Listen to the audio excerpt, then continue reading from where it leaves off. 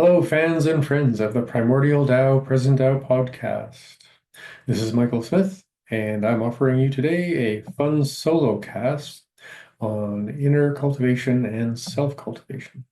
We have a small backlog of episodes that we've recorded. I've just been moving around quite a bit and haven't had a chance to edit and upload and do all of the fun things. So I'll be sending those out soon as well. I hope you enjoy this episode. Welcome to this short presentation on self-cultivation and self-transcendence. These practices and processes are fundamentally about finding inner peace. It seems like a good idea to begin this conversation by asking, did human beings ever really have inner peace? Every spiritual tradition and culture that I've ever had a chance to encounter deeply all have an origin story. If it's the Garden of Eden, or at the beach near the ocean during the last ice age, or coming from some primordial world beneath this world. There's always a story of some innocent, long ago time, long ago place, and long ago way. Across the world and across time, in this original world, there was no need for urgent survival, competition for resources, the necessity for armies, and brutal, meaningless death. So let's begin this journey in this conversation with leaving Eden, leaving the mythical world of union, belonging, and peace. What is it that is lost with this descriptive imagination of our loss of innocence? A recurring context in many ancient and mostly indigenous traditions is the distinction between cultivating resources or power or medicine for your people, including yourself, your family, your extended family, and those who are in need, and or cultivating power, resources, or medicine in a way that is meant to be over or against others. Imagine a life full of collaboration, reciprocity, service, belonging, recognition, respect, and the opportunities to both learn and eventually lead. There is an innocence there because all that is asked is to show up, be present, be generous, be generative, and be relationally conscious. Or to simply commit your existence and everything you are for your people, for the world. Accepting others in every way you would wish to be accepted as yourself. But this other way, this power over, this against way, this makes each of us identify with a separate power from within. What can we gather around us? What can we control from out of reach and manipulate as far away as possible? All in service of what it is we are against. All in service of what it is we are against. What it is and what we would willingly use power over to destroy or coerce or enslave. Innocence is beautiful and sacred, while competition can be terrifying in its cycles of necessity. And as black and white as this may sound, like the famous yin and yang diagram, human beings seem to walk on these 2 feet. A generative way or a destructive way, a collaborative way or the individualistic way. The ancient animistic spiritual practices are determined by all of our relations and relationships. Being a human being, going through a life, what if, for at least half of that journey, it is necessary to learn, to know, to connect, to compete, and to become a self that you can respect and rely on, and trust and love, and hopefully others can too. And then perhaps at some point, in the middle or later in life, or hopefully before it's too late in our lives, we choose to identify more with our place relationally within all of the people, places, seasons, and states we know and remember. In these traditions, we exist as and for the people we are connected to and share experiences with, because those experiences become what is real to life. Like facial expressions, handshakes, and the need for body language, having a self and good stories helps us relate and belong, and compete and succeed. Human social evolution, at least for the last couple of 100,000 years, probably sitting around fires, gradually finding ways to communicate, while also finding ways to rely on each other and be reliable enough to contend with everything outside of the light of our shared fire, facing everything from the darkness together. Today, most humans are separate from and in today, most human beings are separate from and in dominion of the world. But not that long ago, we were also prey to several large, terrifying, monstrous animals and reptiles, not to mention exposure to the dangerous winds from those dangerous seasons and compass directions, depending on where you lived. This conversation is titled Self-Cultivation and Self-Transcendence. When we ask ourselves about self-cultivation, a good beginning seems to be, what is the nervous system of this one seeking to begin this practice? 200,000 years of running around in the natural world 24/7 for the 40 to 60 years of our life was pretty intense.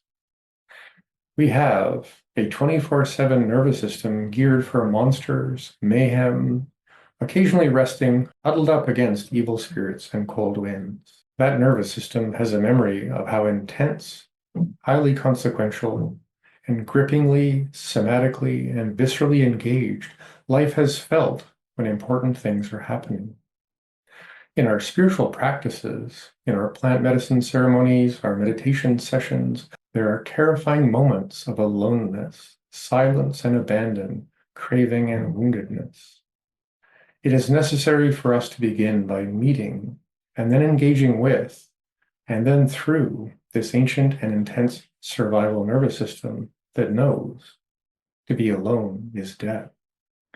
And yet, most cultures have a tradition of sitting in stillness alone. A favorite quote of mine goes, "The body is the mind before the mind is the mind." Imagine a person riding a horse. Today, that horse is in a very good mood. It has had a good day, had some great food, and is content to get on with the rest of the day. The horse represents your embodied experience and existence. As the rider on that horse, you may feel naturally present, potent, engaged, alive, ready, in flow, and on the go. Now imagine that horse, 30 years into cyclic burnout, spending many hours, most days, just moving objects, or information, or money around, just to have enough to eat, to have a place, to have a life, to have community. If this tired and wounded horse can make that happen at all.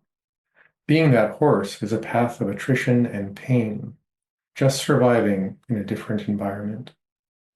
Riding that horse is the way many people embody their lives today. How many people are riding their horse through addiction, through mental illness, requiring medications to sleep, or smile with empty hearts, living in cyclic burnout, coming to recognize their relationship patterns are perhaps codependent or made of attachment strategies that just aren't working? I'm not judging. My horse and my rider, my embodiment and my self and selfing have trudged through most of those experiences. Until our nervous system, or that horse we're riding, is doing a lot better, the experience we have as a rider is going to maintain a nervous system of survival, of control, of conflict, of power over anything that keeps us going.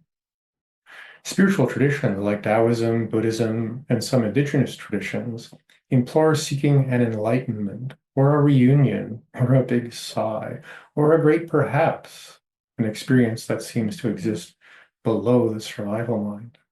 It's in these ancient traditions that we find recommendations for doing things seasonally, for fasting, for specific kinds of diets, for periods of time of profound embodied devotion, of meditation or movement or stillness, or even sitting in the darkness for a couple of weeks.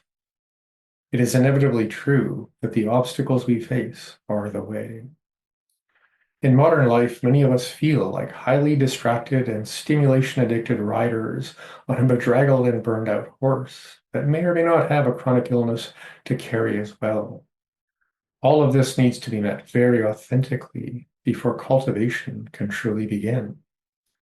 There's a question in traditional Chinese medicine that asks, how is your adaptive capacity and how is your volume of distress? So, what are the most erosive conditions in your life? Especially patterns that are always just sitting around the corner or behind the door or in the bottom of the closet or somewhere in the attic. You know, that lurking sense of unease. Often, when I meet people who are curious about spiritual cultivation, the first conversation is often about resistance and adaptive overwhelm. What are you against? What are you for? What have you experienced too much of? And what have you experienced not enough of? What are your unmet needs? What are your most erosive burdens? Is it a diagnosis? Is it a pattern of conditioning?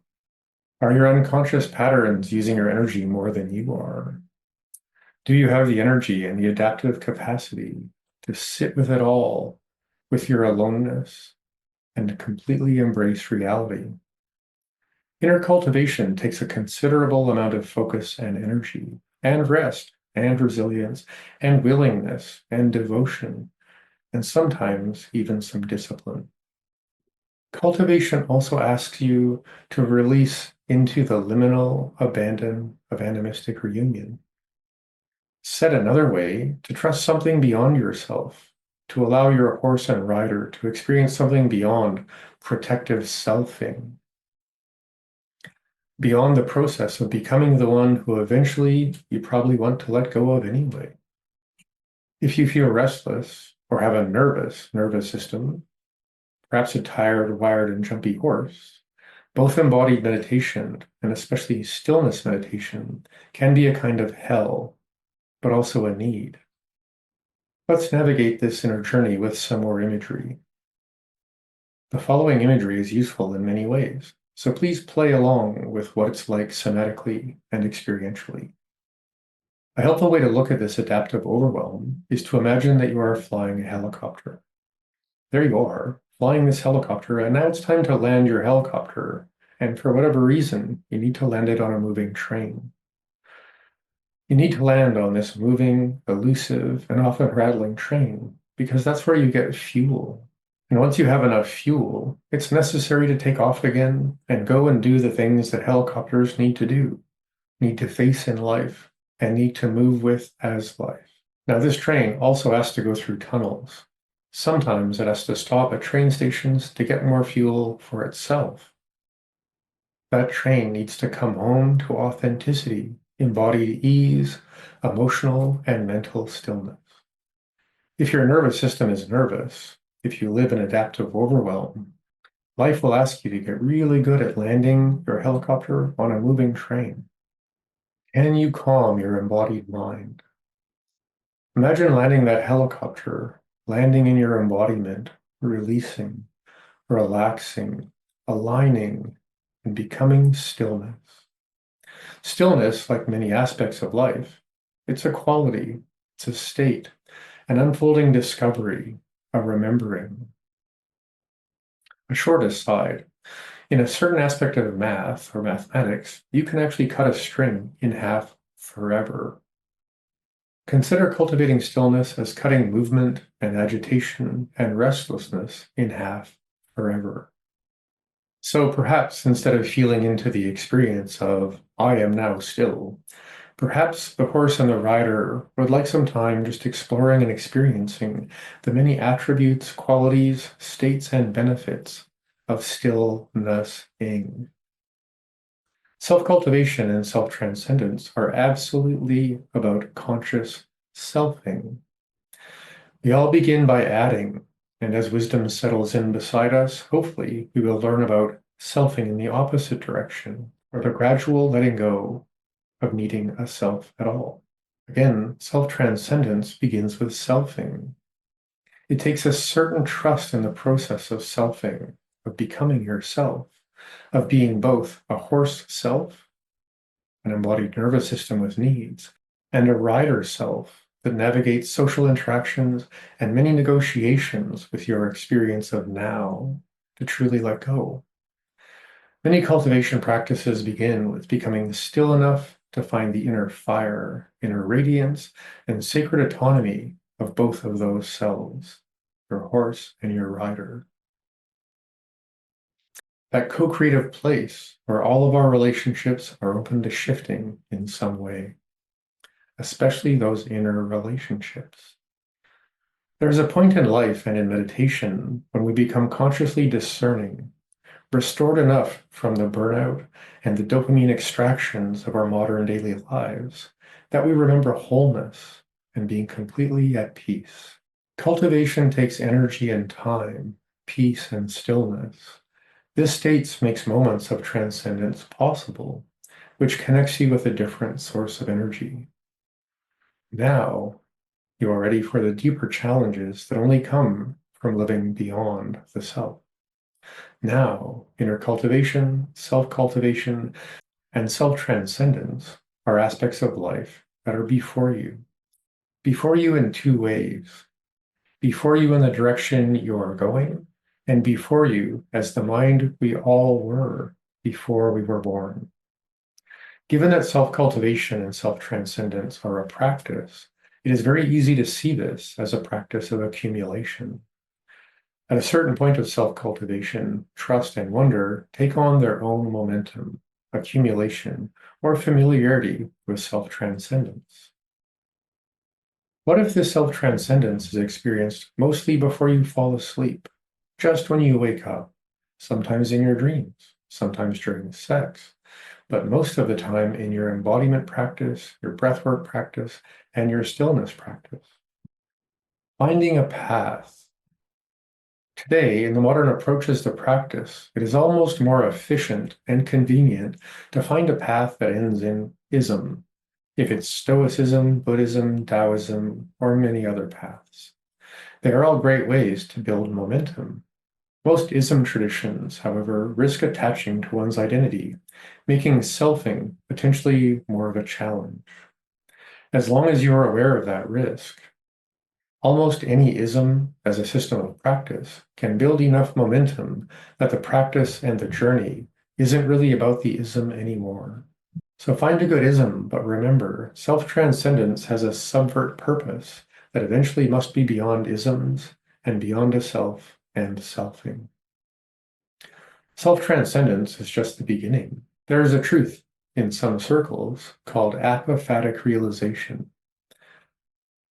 I began this conversation pointing towards inner peace, and some truths can truly set our spirits free.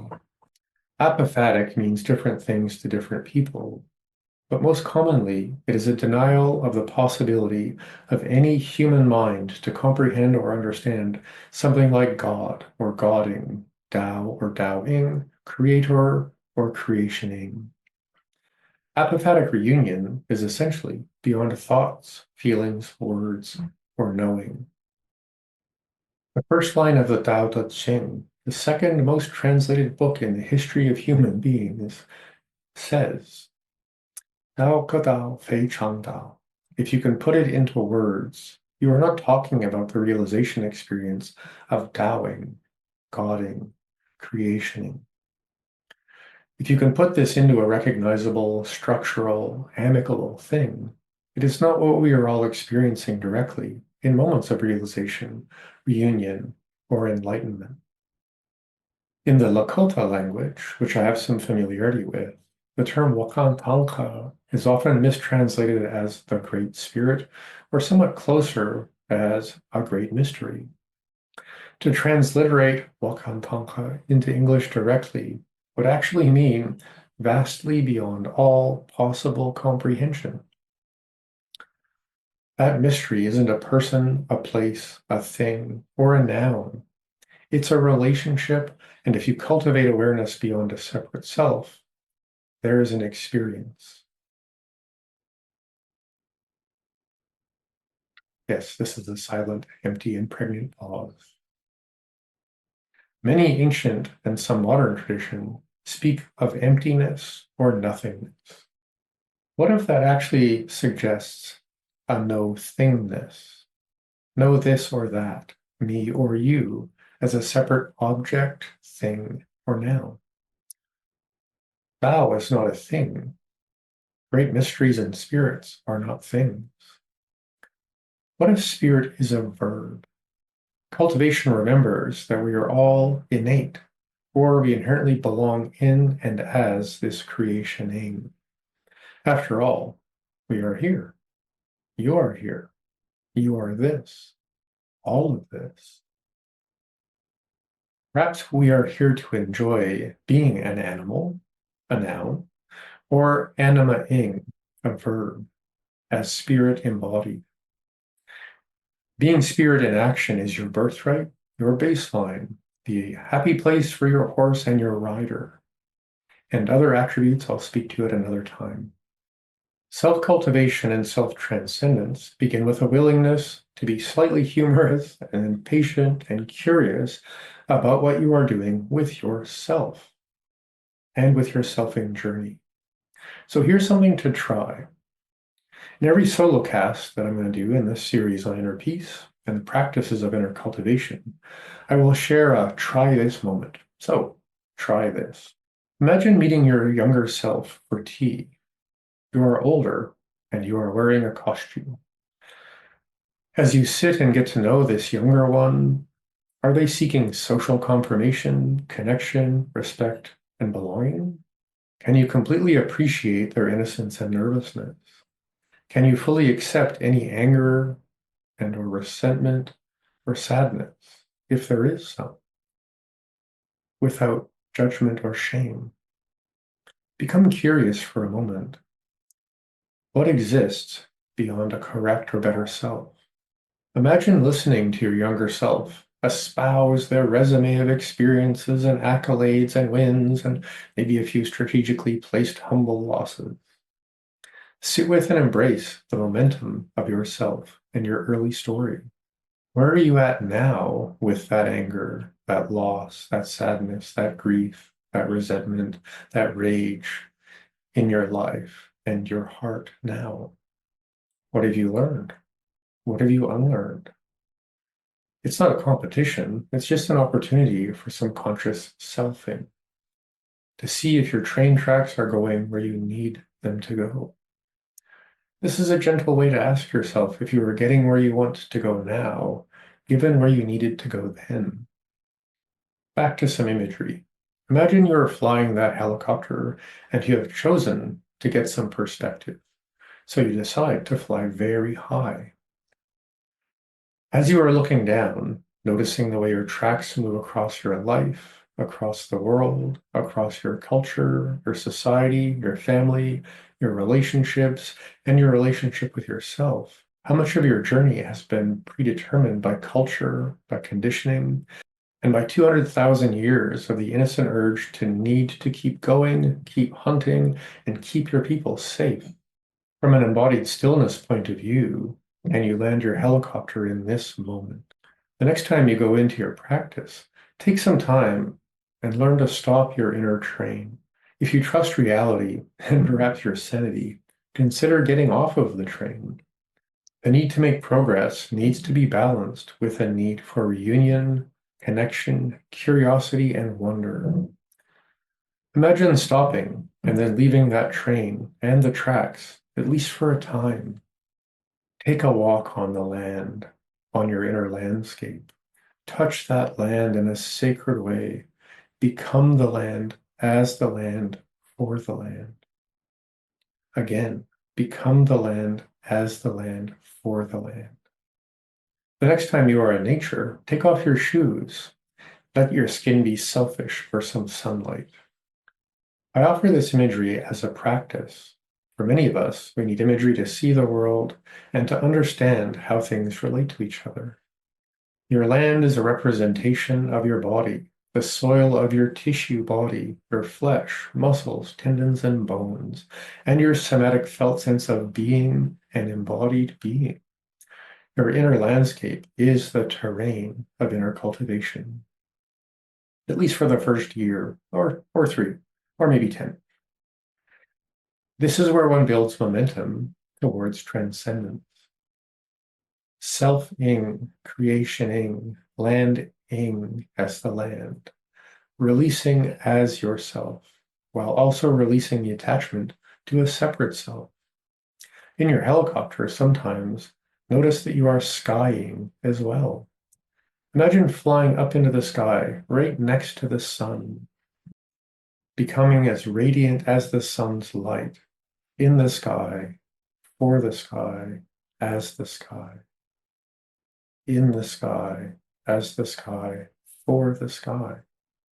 This is the old way, the animistic way, the reconnection through practice and through common sense and through abandoning complexity. This is selfing towards beyond selfing. Self-cultivation is, after all, a lifelong practice. On this journey, what embodied practice can you learn and commit to and love?